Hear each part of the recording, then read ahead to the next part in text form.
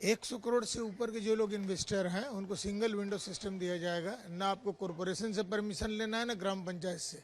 Single window से सारी चीज़ आपको उपलब्ध कराई जाएगी। और बाकी इंडस्ट्रियल पॉलिसी कुछ चंद दिनों में अनाउंस होने वाली है। क्या इंसेंटिव हम लोग देने वाले हैं, पूरे बंगाल से ही नहीं पूरे भारत से इंडस्ट्री लगाने के लिए बंगाल में आ रहे हैं। बंगाल का इंफ्रास्ट्रक्चर, यहाँ का टैलेंट, यहाँ का यूथ, यहाँ पे जितने मिनरल्स हैं, सारी चीज़ों का दोहन करके बंगाल को फिर से वापस सोनार बांग्ला बनाने के लिए हम लोग सारे कुछ काम करेंगे। वर्ल्ड जीडीपी का किसी समय भारत का 12.5% था, आज वो घटकर 4% है। जब 12.5% था उस समय बंगाल का एक सबसे बड़ा हिस्सा था। वापस बंगाल को हम लोग उस जगह ले जाएंगे। ये निश्चित तौर से हमारे मुख्यमंत्री जी का जो आश्वासन है, आश्वासन ही नहीं उनका सपना है। इस सपने को पूरा करने के लिए हम लोग जी जान से लड़ेंगे और जी जान से काम करेंगे। इम्प्लीमेंटेशन पीडब्ल्यूडी में देखिए, रोड की जहाँ तक बात है वो अक्टूबर महीने में ही शुरू होगा, 20 अक्टूबर के बाद। ये बरसात के सीजन में रोड नहीं बनती। इस पीरियड में हम लोग टेंडर करके सब कुछ रेडी करके वार लेवल पे 20 अक्टूबर के बाद से उतरेंगे।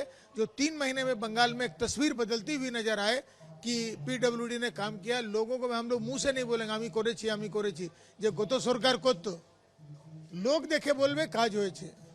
ये मुख्यमंत्री और उनके ऊपर लेवल की बातें हैं, इस पर मैं कुछ भी कहना नहीं चाहूँगा। ये तो पूरे भारत के लिए जरूरी है, बंगाल ही क्यों। ये हमारे मुख्यमंत्री का इनडिस्क्रिमिनेटरी ऑर्डर है और वो उसको लागू करेंगे। किस तरह लागू करेंगे उसकी मॉडलिटीज तैयार की जा रही हैं और ये बिल्कुल लागू होगा। हमारे मुख्यमंत्री का विजन है, ये he is a great visionary, he is a great warrior.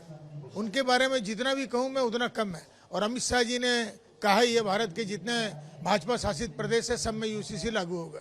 जरूरी है इसको एक समान सबको रखना जरूरी है। नहीं था, ये तो पिछली कांग्रेस की गवर्नमेंटों ने सब चेंज किया है। हमारे जो संविधान के निर्माता है डॉक्टर भीमराव अंबेडकर जी, उन्होंने तो सबको समान अधिकार दे के गए थे।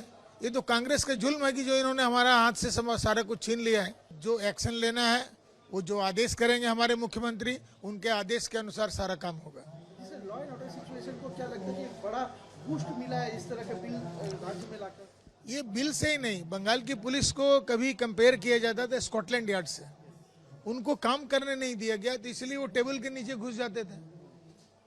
अब वो टेबल के नीचे नहीं घुसेंगे, लोगों को टेबल के नीचे घुसा देंगे, गुंडों को। सवाल है, ममता बनर्जी के सबसे लॉयलिस्ट अनुब्रत मंडल जो है अब उनका साथ छोड़कर अब आ चुके हैं रितोब्रतो के इंट्रैक्शन में। लेकिन जिस तरह का आप लोग का एक नारा था कि 2026 से निर्वाचन, तृणमूल विसर्जन, क्या यही शुरुआत हो?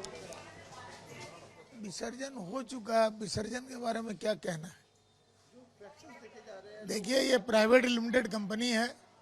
प्राइवेट लिमिटेड कंपनी में हमेशा कहता था हारने के बाद उनका चिन्ह भी नहीं मिलेगा। अभी तो थोड़ा बहुत चिन्ह मिल रहा है, 1 साल बीतने दीजिए, तृणमूल निर्मूल हो जाएगा। अनुब्रत मंडल जैसे लोग अब छोड़ रहे, क्या कहना है? उनके बारे में कुछ भी कहना बेकार है। वो लोग जितने टेंटेड लोग हैं उनके बारे में कुछ भी कहना अपने आप को अशोभनीय जगह में लाना है। दोनों फ्रैक्शंस की ओर से कलकत्ता हाईकोर्ट जाया गया है 21 जुलाई को लेके, जो कि कांग्रेस के ये उन लोगों का मामला है, ये हमें कुछ नहीं कहना। ये उन लोगों का मामला है, वो जाए हाईकोर्ट में जाए, सुप्रीम कोर्ट में जाए, जहां जाना जाए, ये उनके भीतर का मामला है। इसमें हमारा कुछ भी दे हाईजेक किया गया कांग्रेस के और इसको जिस तरह से टीएमसी, ये टीएमसी और कांग्रेस का मामला है, हम लोगों का कोई मामला नहीं। हम लोग इसमें कोई हस्तक्षेप नहीं, न मैं इसके बारे में कुछ कहना चाहूँगा। अभी आपको व्यापारियों ने बताया ना कि भय आउट हुआ है, भरोसाहीन हो गया है।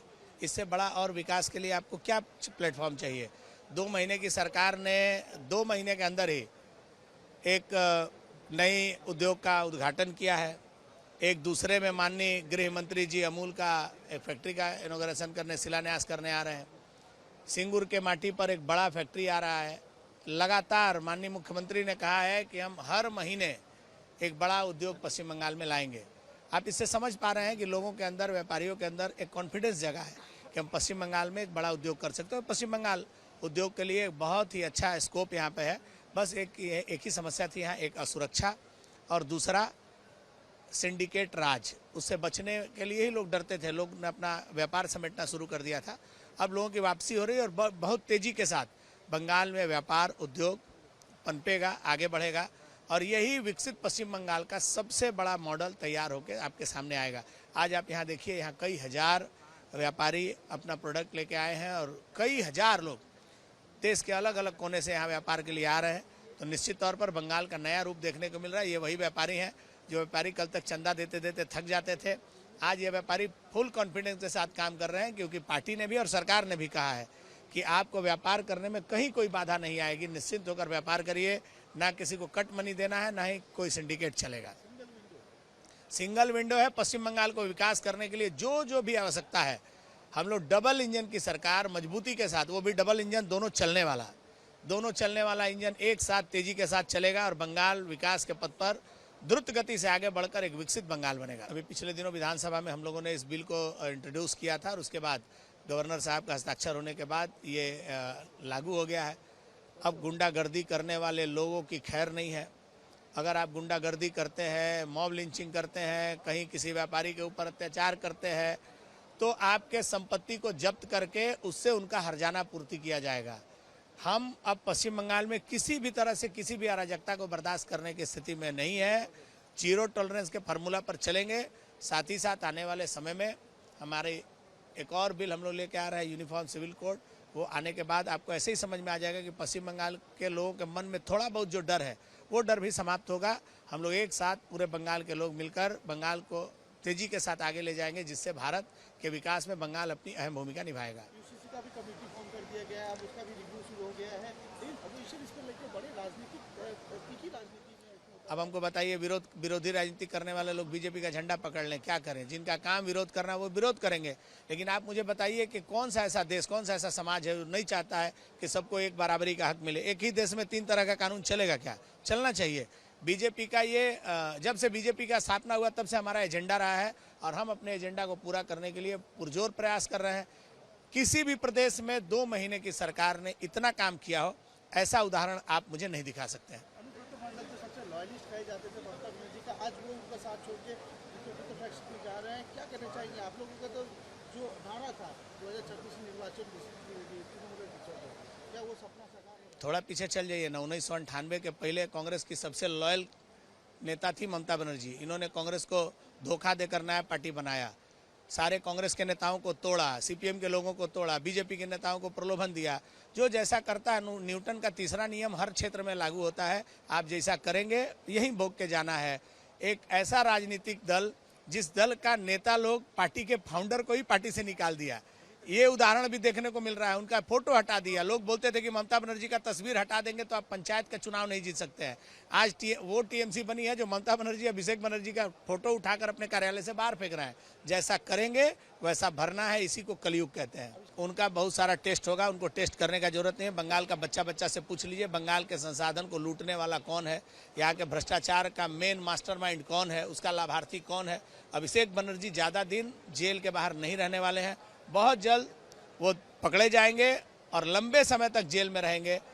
उनसे देखकर पश्चिम बंगाल के राजनीति करने वाले लोगों को शिक्षा लेनी चाहिए कि आप सत्ता में आते हैं तो इसका मतलब आप कहीं पर आपको काम करने का अवसर मिलता है। आप उसको अगर ये समझ लेते हैं कि आपकी पैतृक संपत्ति है, जैसे मर्जी इसको लूटेंगे, तो ये लोकतंत्र है। समय आने पर आपको सही जवाब देता है। 21 जुलाई को लेकर दोनों फ्रैक्शन कोर्ट जा चुके हैं। अब ये फैसला करने की कौन करेंगे, लेकिन कांग्रेस का जो मूवमेंट था अब दोनों फ्रैक्शन में लड़ाएंगे।